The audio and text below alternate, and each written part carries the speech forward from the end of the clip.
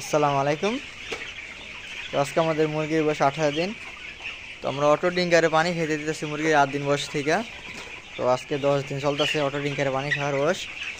তো 10 দিনে অটো ডিঙ্কারের ভিতরে কি অবস্থা হয়ে গেছে আমি আপনাদেরকে দেখাবো। আর যারা অটো ডিঙ্কারে মুরগি পালন করে অবশ্যই 4 থেকে 5 দিন পর অটো ডিঙ্কার পরিষ্কার করবেন। এই দেখেন 10 দিনে অটো ডিঙ্কারের মধ্যে কি পরিমাণে ময়লা। এই যে ওয়াশারের উপরে কি ময়লা, এই যে ওয়াশারের নিচে ময়লা, আর ওই যে ওয়াশারের ভিতরে কি ময়লা।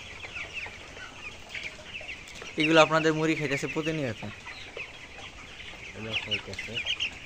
তো এই জন্য আপনারা যত ওষুধ খাওয়ান, যত আমাশার ভ্যাকসিন করান, যত ধরনের ঠান্ডার ওষুধ খাওয়ান, আপনাদের কিন্তু এই সমস্যাগুলো হবেই।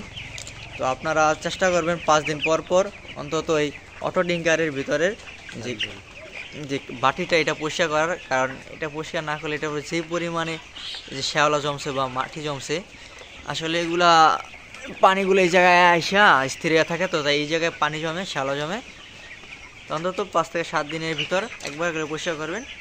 নাহলে মুরগিকে যত পরিমাণে পানি খাওয়ান, যত ওষুধ খাওয়ান, কোনো কাজে লাগবে না। দেখেন আমরা কীভাবে পরিষ্কার করতেছি, দেখেন। এই দেখেন।